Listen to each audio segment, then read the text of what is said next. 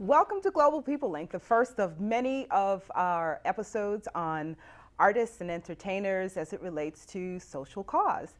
I have with me today Jamal Ali. He's author and poet. He's just come out with a brand new book entitled Heartfire Rendezvous. And here he is in the flesh, Jamal Ali. I'm so happy that you're here with us to talk about Heartfire Rendezvous. It is truly, actually, it's been described as an epic novel. Presented in poetic format along the lines of Octavia Butler, actually. Okay. It's got spiritualism, it touches on issues of past lives and rituals and merging cultures. Tell us a little bit about the characters. Well, fundamentally, the premise of Heartfire Rendezvous is based on the concept of soulmates, but not the way we usually hear, oh, soulmate is my one person in all the universe I'm supposed to be with, but rather than that, it would be as if you and I were on a plane or a boat together and it's a collision, a crash, and we help each other to survive. Then we become bonded in a way like law enforcement or paramedics or military that transcends, in some cases, maybe even our family, okay? Well, when that happens, and it happens repeatedly, then you end up spiraling around one another in time so that you will show up in one another's lives as spouses, siblings, parent and child, sometimes even adversaries. What's different about these characters is that they possess memory of their past lives and the capacity to recognize one another. So if I knew you really well, and I saw you driving down the street in a rental car, I would still know that that was you in the car. I'd be able to see past the vehicle to recognize you. These individuals are able to see beyond or the physical vehicle to recognize the spiritual presence within, and as a result, consciously choose to come together to work toward collective and individual destinies that they are both connected with. And that's a big part of what the story is about. And who are the main characters in the book? Well, the main characters are Oguneri and Inandara. And Oguneri has 3 children, a 9-year-old daughter by the name of Ashanti, and older twins who are like in their mid to late 20s, Ty and Ramses. And just prior to the beginning of the story, Oguneri's wife dies. And I'm not going to give away. You don't want to give away too much. Right. But it sounds like a love story, though. It is a love story. So the focus is on 2 main characters. Right. Well, primarily, yes. And it is a love story because Inandara and Oguneri have been in each other's lives for thousands, maybe even tens of thousands of years. So they've been connected and in love and in relationship, one with the other, many times. And as a result of that linkage, their love is something that for most of us regular humans would be considered very transcendent in the sense that it's not limited by life. Because when you have that kind of connection, you love and if something happens, you know, okay, cool, I'll catch you next time around. You know? So it's a very different sensibility.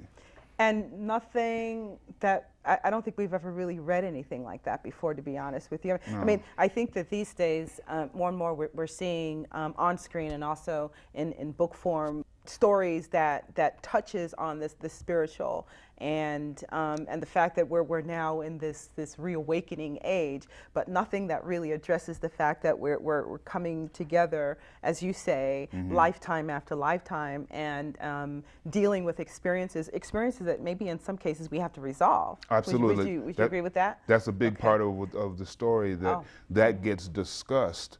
That each time we come into a life, we come into this life with destiny to complete and lessons to learn, and sometimes those lessons are driven by our physical vehicle in terms of our phenotype, being Asian, black, white. Sometimes it's driven by gender, sometimes it's driven by location or a combination thereof.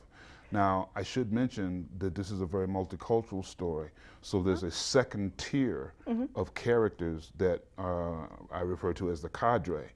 And within the cadre, there's a Maori from New Zealand, there's a woman from Thailand, Black Thai, who were some of the original members of Angkor Wat, Angkor Thom, from India, the Dalits. So we're spanning the globe. Yes. We're looking at If I recall, because we're talking about 3 books. We're talking about a Right. trilogy. Exactly. And throughout the course of it, you're touching on countries and continents. We're looking at Nigeria. We're looking at the Amazon. We're looking at Egypt as Right. what we call Egypt. Right. On another level, we're looking at the unveiling of a lot of the social ills, people who would not have known about issues like child slavery or the lack of clean water, lack of access to clean water, are now, that's like front and center. It's on the front page news these days. And what I think is interesting about your book is the fact that not only are you addressing social issues such as those, but you're also doing so globally, and you're weaving each and every one of those situations to story. So why don't you talk a little bit about the geography and Well, how you arrived at that decision? it is a trilogy, and some of the people who've read it describe it as a Lord of the Rings for people of the tropics, or for people of color. Oh yeah. And it starts in Los Angeles, so there are 9 parts, 3 parts per book. It starts in Los Angeles. The next 2 parts take place in the Amazon. Then most of the rest of it takes place in Africa, with some of it taking place in LA before Inandara and the children leave to go to Cairo to meet with the rest of them. But one of the things that's fairly unique about the story is that there are a number of instances where there is a story within a story.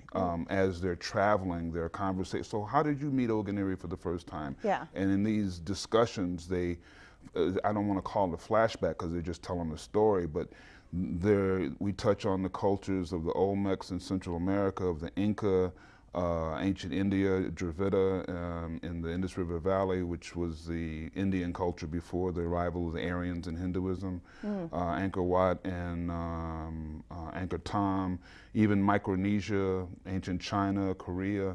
So there's a lot of different aspects of the culture being dealt that way. And as I said, among the cadre, there's also 2 people who are African American, along with the Maori and the Thai woman. Oh, and they're Native American twins. I almost forgot to mention them, Buffalo Star and Riverwind. Oh, okay. Yeah, who are Lakota.